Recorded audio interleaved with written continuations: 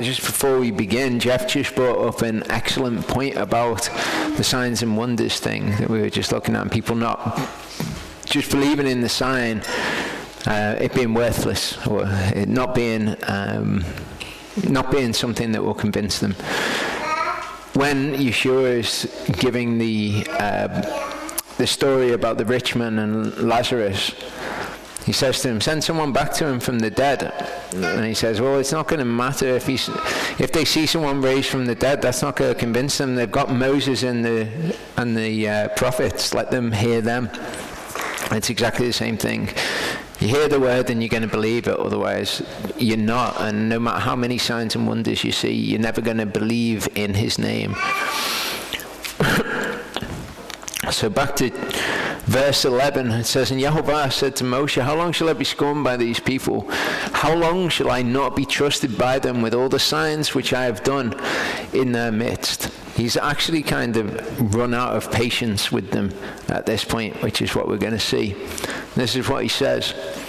He says, I smite them with the pestilence and disinherit them, and make of you a nation greater and mightier than they. It's very similar to what he said to him after the sin of the golden calf. Now, when he's saying this to Moses, he knows that that's not what is going to happen eventually. And we've kind of talked before about the idea that tests of our faith cause us to grow. The Yehovah knows whether or not we're going to pass the test, but it's actually going through the test that changes us. It's the same with Moshe here, I imagine. When Moshe is given the opportunity to get rid of all these people who have been annoying him for all of this time, he's been like, I can't bear all of these people. This is ridiculous. Yehovah gives him the opportunity to get rid of them all and to start again from him. I imagine it's an opportunity for Moses to develop and to grow and to contemplate these things. And Moshe said to Yehovah, then the Mitzrites shall hear it. For by your power you brought these people up from their midst. And what Moshe is concerned of here is his name, is Yehovah's name being profaned among the Egyptians. So again, Yehovah gives him a test to see whether or not he truly loves him, so to speak. And they shall say to the inhabitants of this land, they have heard that you, Yehovah, are in the midst of these people, that you, Yehovah, are seen eye to eye, and that your cloud stands above them, and that you go before them in a column of cloud by day and in a column of fire by night. Now, if you shall kill these people as one man, then the nations which have heard of your report shall speak, saying, because Yehovah was not able to bring this people to the land which he swore to give to them, therefore he killed them in the wilderness. And Yehovah is concerned about how he appears to the nations, how they understand him, how his name is represented to the nations, because he knows that they don't have any kind of real understanding. So he knows that when they see these events, they might make incorrect conclusions about him, and he's concerned about it. In Deuteronomy 32, 26 to 27, it says, I said I should blow them away, I should make the remembrance of them to cease from among men, if I did not fear the enemy's taunt, lest their adversaries misunderstand, lest they say, our hand is high, and Yehovah has not done all this. He's concerned about his name.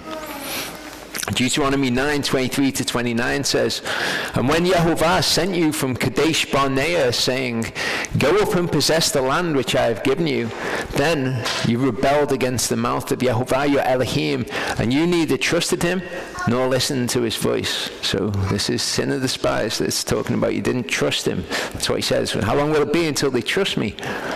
You have been rebellious against Yehovah from the day that I knew you. This is Moses speaking to them. So I fell down before Yehovah the 40 days and 40 nights, for I fell down because Yehovah had said he would destroy you. When Moses is recounting these things, and we're going to see a couple of examples throughout this, we get more information about the actual event which we're seeing happen in Numbers or wherever we see it, Exodus. And I prayed to Yehovah and said, O Master Yehovah, do not destroy your people and your inheritance whom you have redeemed in your greatness, whom you have brought out of Mitzrayim with a strong hand. Remember your servants, Abraham, Yitzchak, and Yaakov. Do not look on the stubbornness of this people, on their wrong or on their sin. So he reminds him. Okay, he's calling on his name. He's saying, you've made the promise to these people. Remember your servants. Lest the land from which you brought us should say, because Yehovah was not able to bring them to the land which he promised them, and because he hated them. Bit of extra information there. He has brought them out to kill them in the wilderness. So he kind of puts it squarely on the shoulders of his name, and it being for the sake of his name. For they're your people and your inheritance, whom you brought out by your great power and your outstretched arm. We see this very similar event happening after the sin of the golden calf. And Yehovah said to Moshe, I've seen this people, and see, it is a stiff-necked people. Now let me alone, that my wrath might burn against them, and I consume them, and I make of you a great nation. This is the same promise. The same response from Moshe. But Moshe pleaded with Yehovah, his Elohim. And I imagine, my imaginations, my speculations, that Moses has had some time to think about this offer that was made to him in Exodus after the sin of the golden calf. I imagine that by the time it gets to the events in the book of Numbers, he's probably thought about it quite a lot. Yehovah said, I will make of you a great nation. And now he sees all of this rebellion in the people. I imagine it's more tempting to him the second time it's offered to him.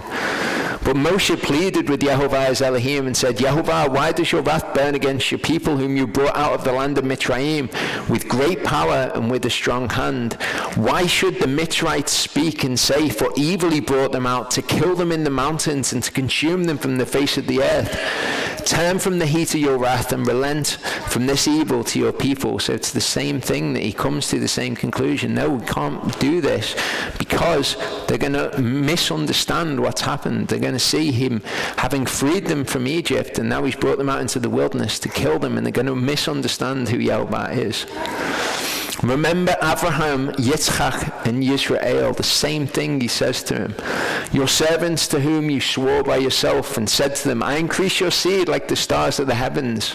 And all this land that I have spoken of I give to your seed, and they shall inherit it forever.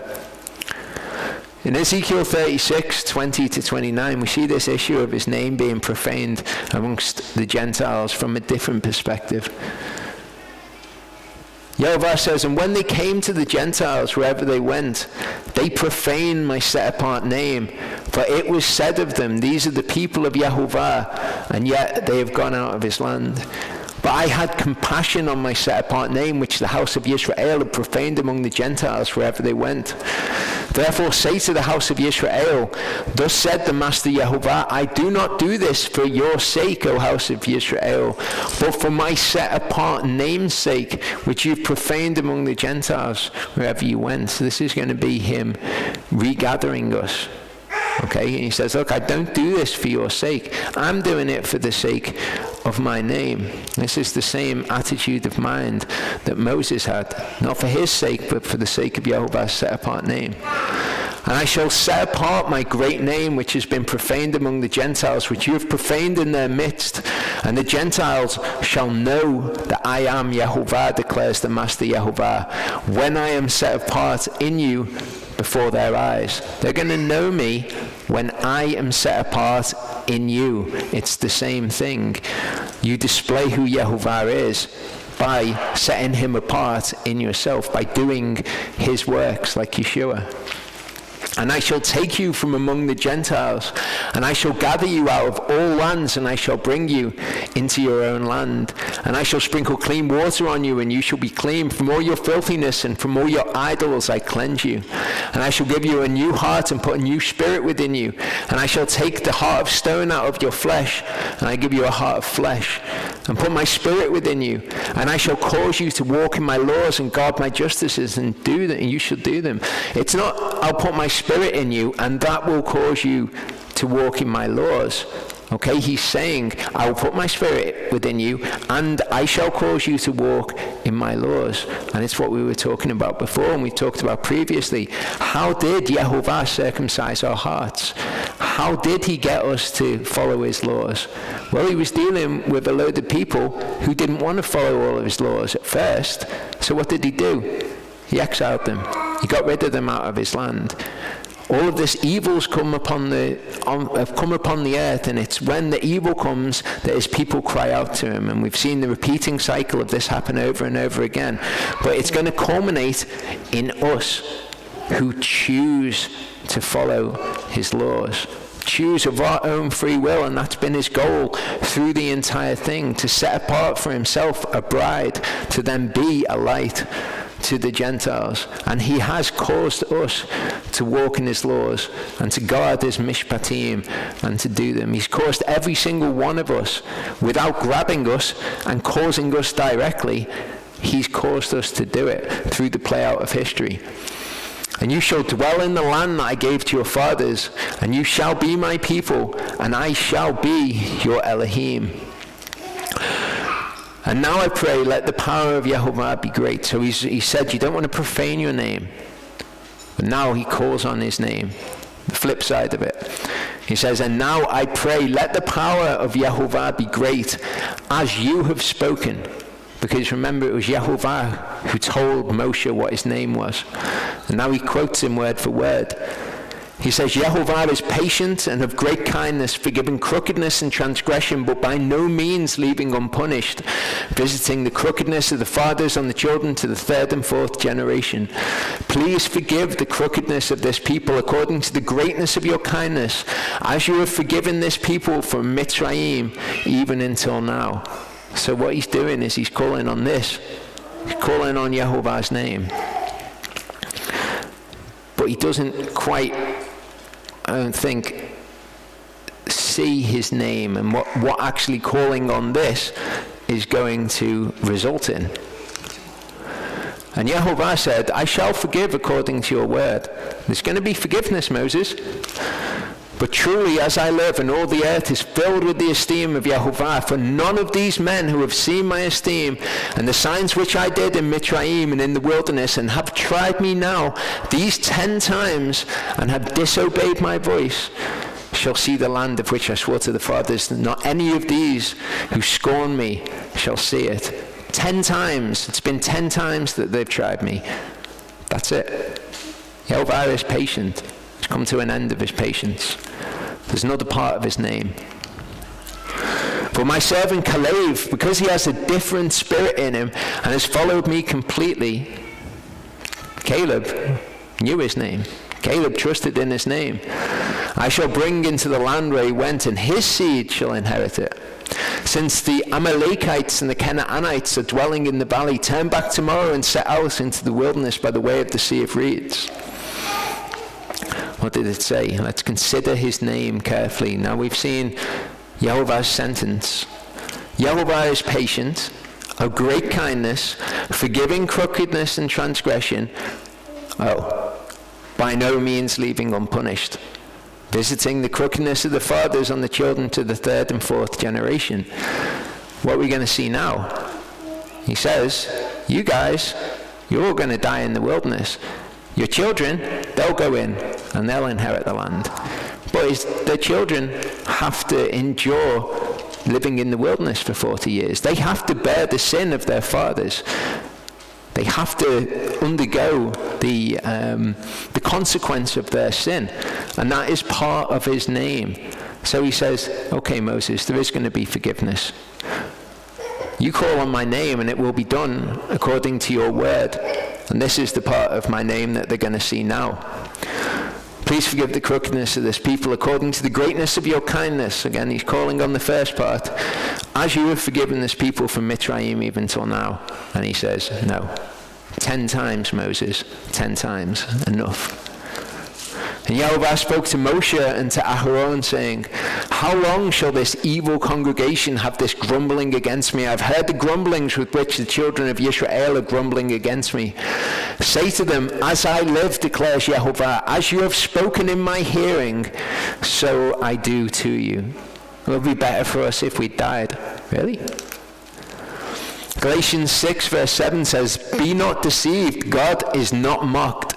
For whatsoever a man soweth, that shall he also reap. For he that soweth to his flesh shall of his flesh reap corruption, death. But he that soweth to the Spirit shall of the Spirit reap life everlasting." Caleb, because he has a different spirit in him, he's going to go into the land. It's obviously a picture of us going into the kingdom. God's not mocked. You sow to your flesh like these people were sowing to the flesh. Maybe he'll be patient with you for a time, but eventually he's going to be like, enough. How long am I going to put up with these people? Now they'll get to see the other side of my name, by no means leaving unpunished. The carcasses of you who have grumbled against me are going to fall in this wilderness. All of you who were registered according to your entire number from 20 years old and above. You remember when we saw a couple of weeks ago them being registered 20 years old and above, the ones who went out into the army? You who have grumbled against me. It's interesting, in Deuteronomy 2 verse 14 it says, "The time we took to come from Kadesh Barnea until we passed over the Wadis of Red was 38 years, until all the generation of the men of battle was consumed." Okay, from 20 years old and above. When we're considering this and we're considering the issue of the age of accountability, we've got some different things at play here. He says, "All of you who have grumbled against me." So maybe it was that the ones who were younger had not grumbled against him. From 20 years old and above, and they're described as the generation of the men of battle, and they would have factually been the generation of the men of battle. They would have been. But was that what meant that they couldn't go into the land because they were the generation of the men of battle? There's more to understand.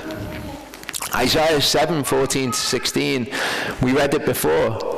"Therefore, Yehovah himself gives you a sign. Look, a virgin conceives and gives birth to a son, and shall call his name Emmanuel. He eats curds and honey when he knows to refuse evil and choose the good. For before the child knows to refuse evil and choose the good." So there's a time before when the child does not know to refuse evil and to choose the good. So is this what is going on with these people?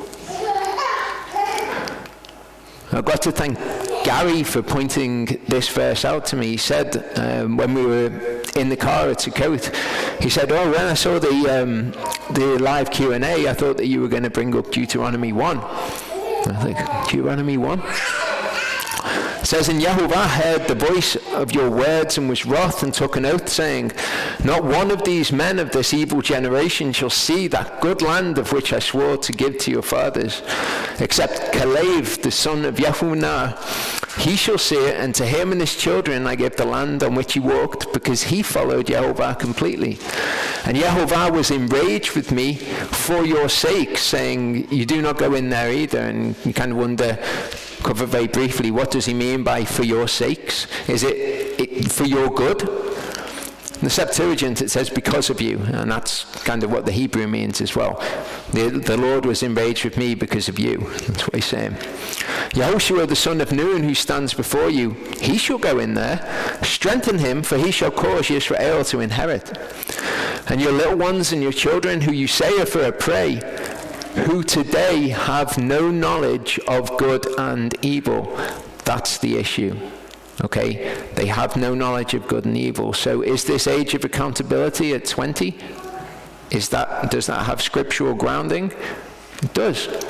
They were said to have no knowledge of good and evil. Before the child knows to refuse the evil and choose the good, 20 years old and above, that's the cut-off point, seems to have scriptural grounding to me. There is at least an age, and maybe Yehovah weighs everyone's hearts differently, but there is at least an age when a child does not know to choose the good over the evil. "But you, turn and take your journey into the wilderness by the way of the Sea of Reeds." Joshua 6:20-21, these verses now make so much more sense. Now that we know that with children, Yehovah does not ascribe evil to them at a certain age. Okay? The people shouted when the priest blew the horns, and it came to be when the people heard the sound of the horn, and the people shouted with a great shout, that the wall fell down flat. And the people went up into the city, every man straight before him, and they captured the city. And they put under the ban all that was in the city, both man and woman, young and old, ox, sheep, and donkey, with the edge of the sword. Man and woman, okay, they know to refuse the evil and choose the good. The chips are going to fall where they may for those people. But for the children, people are like, the children, they were killing the children. Again, Yehovah's got an eternal perspective. What's going to happen to these children? Yehovah's not going to ascribe evil to them and destroy them. They're going to end up in paradise. So, to Yehovah, it's not this act of a capricious, evil God, as people will try to characterize these verses to show. And it's not because they were Nephilim either, because Yehovah is going to come back and smite the nations. He's going to be killing lots of children when he smites the nations, I imagine. And children get killed in these things. What would be the other alternative? Leave them alive with no parents to dwell on the earth? Maybe that would turn them to wickedness. I don't know. It seems to be an act of mercy to me. But it makes a lot more sense when you understand Yehovah. Joshua 11:10-11. And Yehoshua turned back at that time and captured Chatzor and smote its king with the sword, for Chatzor was formerly the head of all those kingdoms. And they smote all the people who were in it with the edge of the sword, putting them under the ban. All the people who were in it, killed them all. Young and old, man and woman. Now you go and you shall smite Amalek, put under the ban all that he has, and you shall not spare them, and put to death from man to woman, from infant to nursing child, from ox to sheep, from camel to donkey. Again, without that understanding of who he is and what he's about, things like this can seem particularly cruel. But it's just another great example of something that we, knowing his name and having faith in his name, we can say, don't really understand that. What I do know is that he's righteous and that he's just. And so I have faith that what was going on there is righteous and just. We don't say, I don't believe the word of Elohim anymore. Verse 30 says, none of you except Caleb, son of Jephunneh, and Yehoshua, son of Nun, shall enter the land which I swore I would make you dwell in.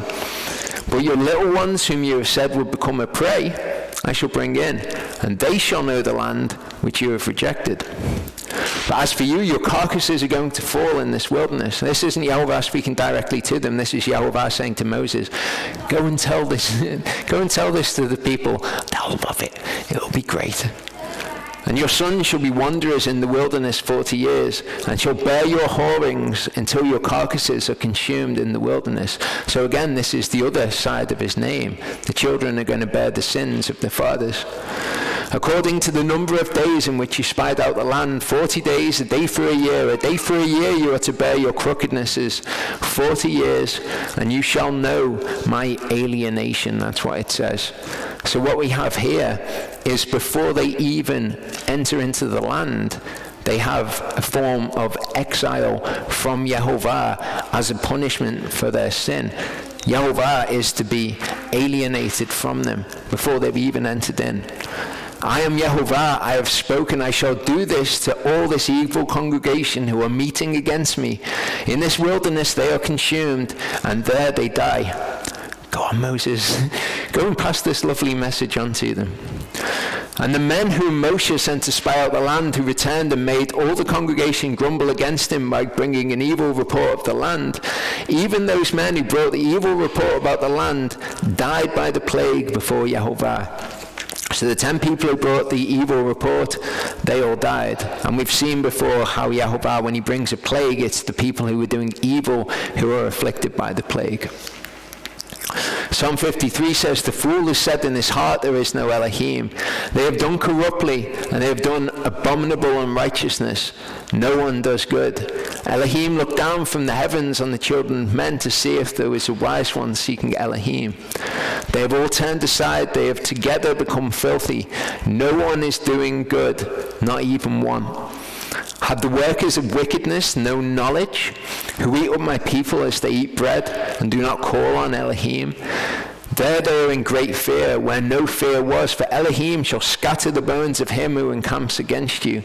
You shall put them to shame, for Elohim has rejected them. And this is the situation that they're in now. You will know my alienation. Oh, that the deliverance of Yisrael will be given out of Sion, when Elohim turns back the captivity of his people. Let Yaakov rejoice, let Yisrael be glad.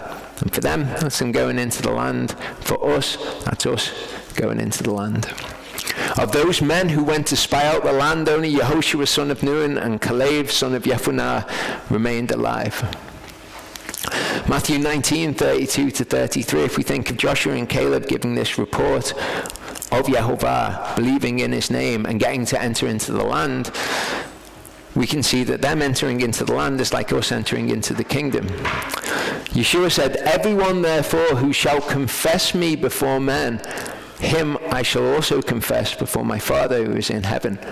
But whoever shall deny me before men, him I shall also deny before my Father who is in heaven. So this principle that's in the Word, we can see it in this Torah portion. We can see it with the actions of the spies, with Joshua and Caleb.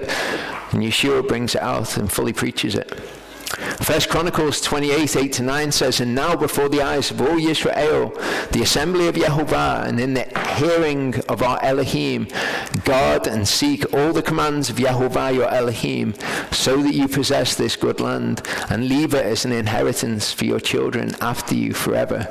As for you, my son Shlomo, know the Elohim of your father and serve him. What does he say to him? Know the Elohim of your father and serve him.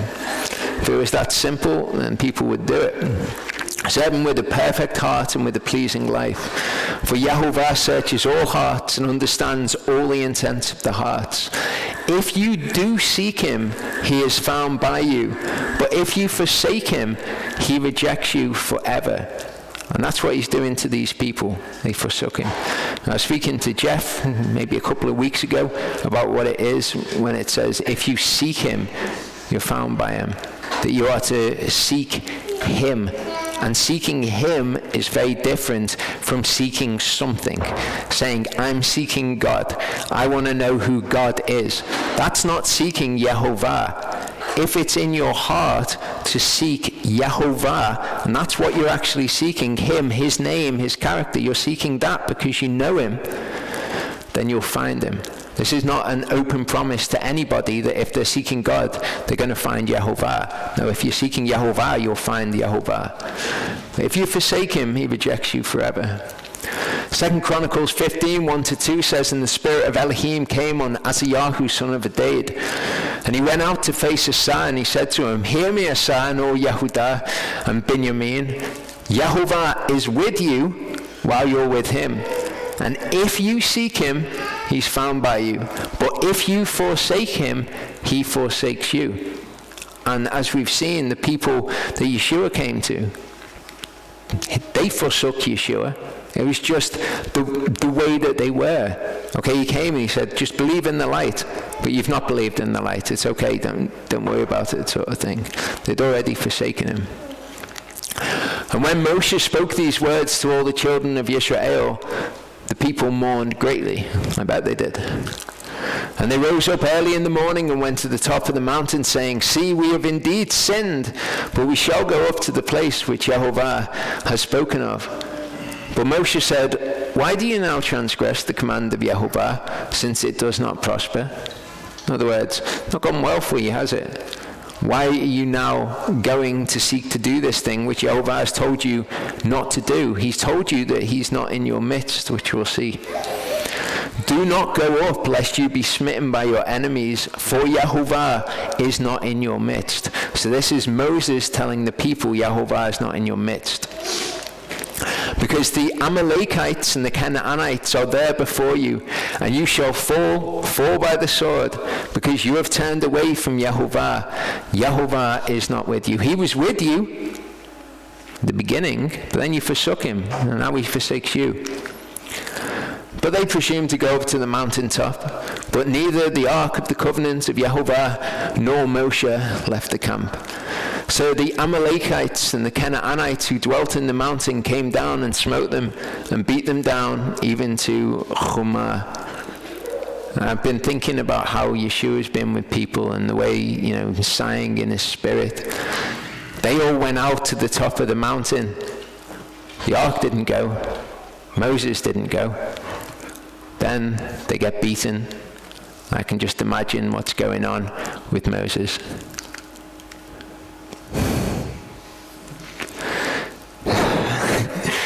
How long will it be?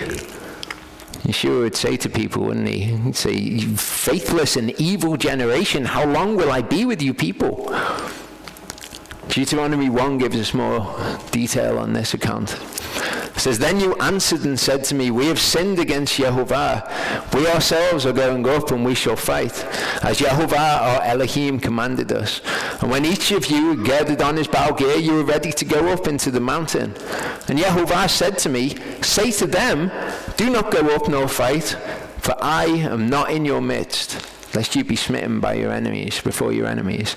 So this is what we see Moses telling the people. But from this we get an extra dimension to it, that it was Yehovah who said to him, go and say this to them. "So I spoke to you, but you would not listen, and rebelled against the mouth of Yehovah, and acted proudly, and went up into the mountain. Then the Amorites who dwelt in the mountain came out against you, and chased you as bees do, and drove you back from Seir to Chumah. And you returned and wept before Yehovah, but Yehovah would not listen to your voice, nor give ear to you." And that's another piece of information that we get. Okay, we don't get it in this account. They came back and they wept before Yehovah. What do we hear with Esau? He found no place for repentance, though he sought it with tears. These people are crying before Yehovah, but they still don't believe in his name. They're still faithless. So they're crying before him. They're emotional about it, but they can find no place for repentance. Okay, we'll end that part there. And when we come back, we'll have a look at when you go into the land. We'll have another short part to end. What time? 5:30. Cool. This time, I think I've got those times right. Are they right, Tanya? Yeah, okay. These times for the people in America.